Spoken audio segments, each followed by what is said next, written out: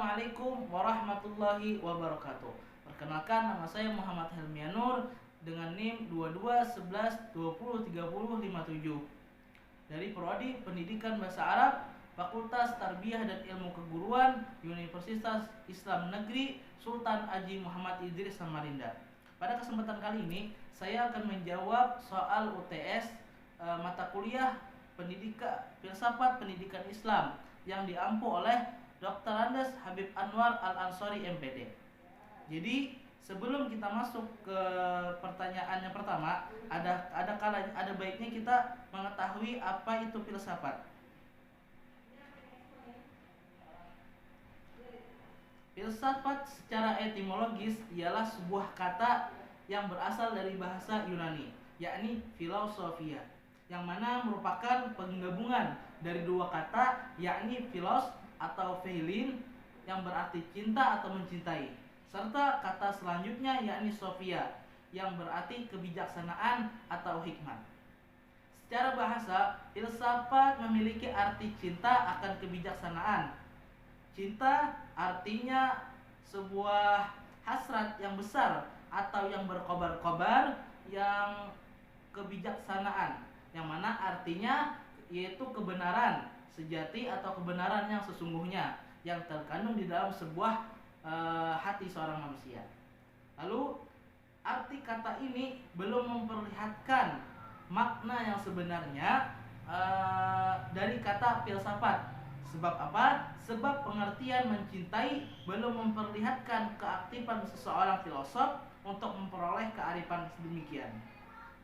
Yang kelima, seseorang disebut filosof bila apa? Bila telah mendapat atau meraih kebijaksanaan, yang mana ini merupakan ilmu pengetahuan atau pengertian yang berlaku di timur, yakni di Tiongkok dan India. Lalu masuk ke pertanyaan pertama.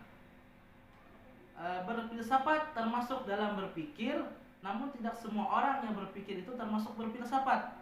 Jadi jawaban yang pas untuk soal ini, berpikir rasional sebagaimana diketahui berfilsafat adalah sebuah pikiran. Meskipun demikian, tidak semua kegiatan berpikir dan hasil berpikir itu dimaksud dapat dikategorikan sebagai berfilsafat. Kenapa? Karena berpikir bisa memiliki pola yang sederhana, yaitu sekedar menerima informasi tanpa harus dicerna atau dipertanyakan.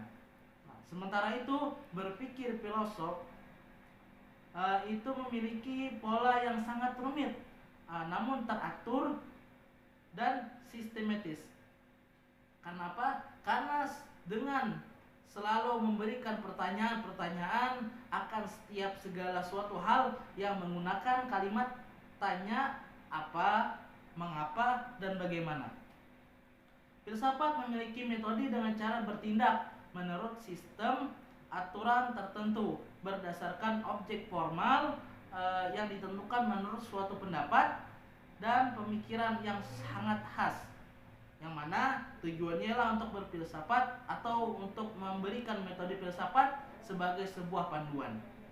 Dan cara berpikir untuk berfilsafat itu mempunyai filsafat yang sangat kuat, yakni dengan adanya cara atau metode berpikir filsafat yang secara khusus akan menjadi sebuah pemikiran yang tidak semua orang mampu menerapkan metode berpikir seperti ini. Hanya para filsuf lah yang bisa memikirkan atau mengampu pendidikan filsafat pendidikan Islam. Itu jawaban yang pertama. Lanjut ke jawaban yang kedua, yang mana pertanyaannya bagaimana manfaat dan tujuan belajar filsafat pendidikan Islam bagi seorang guru atau seorang pendidik.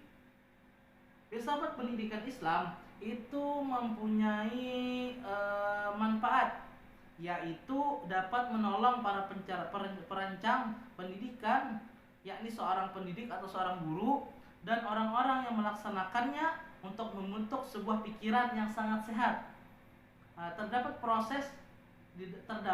di dalam sebuah proses pendidikan. Selain itu juga, filsafat pendidikan Islam dapat menjadi asas yang terbaik untuk penilaian pendidikan dalam artian yang menyeluruh, yakni sekaligus memberikan arahan mendasar tentang bagaimana metode tersebut harus digunakan. Selain untuk digunakan, yakni untuk menciptakan agar sebuah pemikiran menjadi sebuah efektif untuk mencapai tujuan bersama pendidikan, yang mana pendidik ini harus memberinya ke seluruh peserta didik yang diberikannya sebuah ilmu. Lalu filsafat pendidikan Islam akan menolong dalam memberikan pengalaman bagi seorang peserta didik bagi faktor-faktor spiritual, kebudayaan, sosial, dan politik negara. Tujuan mempelajari filsafat itu apa sih? Tujuannya ialah sebagai pendidikan Islam bagi seorang pendidik atau seorang guru untuk membantu pembentukan akhlak yang mulia, akhlak yang sangat baik yang diciptakan dari gurunya lagi kepada peserta didik, yakni muridnya. Mengajar kepada peserta didik untuk mendekatkan kewajibannya dengan cara mampu berkomunikasi berdasarkan ajaran agama dengan informatif, baik logis dan benar. Itu untuk jawaban yang kedua. Lalu masuk ke pertanyaan yang ketiga, yakni bagaimana hubungan antara filsafat pendidikan dan filsafat manusia. Pendidikan adalah sebuah usaha kesadaran yang terencana secara sistematis dan berkelanjutan. Untuk apa? Yakni untuk mengembangkan potensi-potensi bawaan setiap manusia yang berindividu, dan merupakan bagian dari suatu proses yang diharapkan untuk mencapai suatu tujuan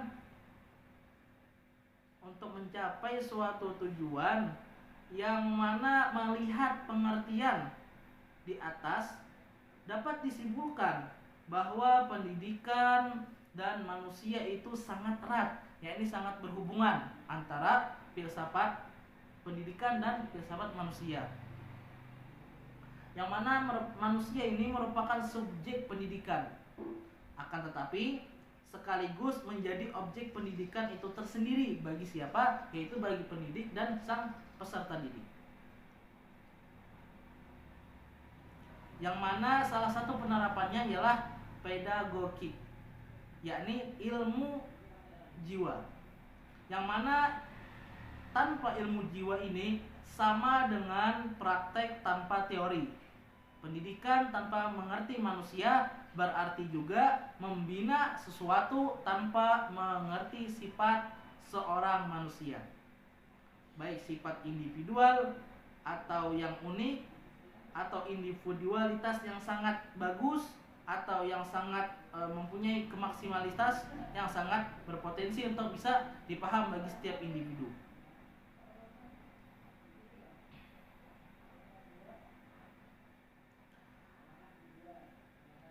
Dan setiap potensi-potensi yang justru akan dibina bagi peserta didik, yang dibina oleh pendidik, yang mana kependidikan itu akan salah arah, bahkan tanpa pengertian yang baik, yang mana pendidikan tadi akan merusak setiap moral-moralnya secara baik kodrat manusia apabila yang digunakan bagi perbuatan-perbuatan yang negatif atau pikiran-pikiran yang negatif. Jadi hubungan antara filsafat manusia dan pendidikan secara singkat adalah filsafat yang digunakan untuk mencari hakikat manusia sehingga diketahui apa saja yang ada di dalam diri seorang manusia, yang mana hasil kajian dalam filsafat tersebut oleh pendidikan akan dikembangkan dan dijadikan sebuah potensi yang sangat berkualitas dan yang nyata, yang mana berdasarkan esensi keberadaan manusia. Lanjut ke pertanyaan yang keempat, mengapa pendidikan membutuhkan filsafat? Ruang lingkup pendidikan yang mana saja yang menjadi pembahasan filsafat? Pendidikan membutuhkan filsafat. Karena apa? karena setiap masalah-masalah pendidikan tidak hanya menyangkut PAUD dalam sebuah pelaksanaan pendidikan yang dibatasi sebuah pengalaman, tidak bisa. Akan tetapi masalah yang lebih luas dalam serta kompleks yang tidak dapat dibatasi sebuah pengalaman dan fakta pendidikan, dan juga tidak mungkin dijangkau oleh sains pendidikan. Oleh karenanya, ruang lingkup filsafat ini mempunyai pendidikan, ialah semua aspek yang berhubungan dengan upaya-upaya manusia untuk mengerti dan memahami hakikat pendidikan itu sendiri, yang mana pastilah berhubungan dengan bagaimana melaksanakan pendidikan yang baik dan yang buruknya, dan bagaimana juga mencari tujuan pendidikan itu tersebut yang akan dapat mencapai seperti yang dicita-citakan. Yang mana keberadaan filsafat ini juga berbeda dengan setiap ilmu-ilmu lainnya. Suatu ilmu itu ialah tujuannya ingin mengetahui sebab dan akibat dari sesuatu hal atau suatu kejadian. Sementara itu, filsafat tidak terkait pada suatu ketentuan dan tidak juga terkurung hanya pada ruang dan waktu dalam suatu ruangan dan suatu waktu.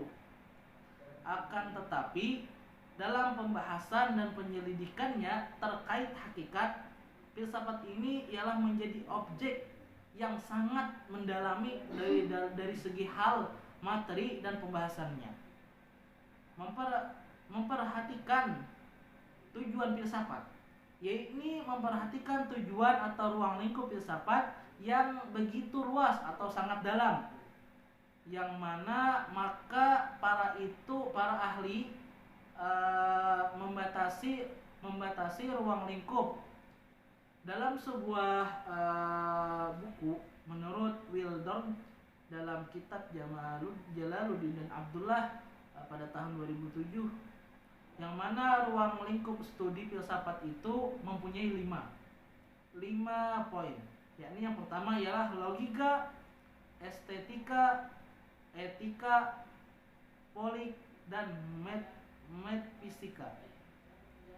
Yang pertama ialah logika. Apa itu logika?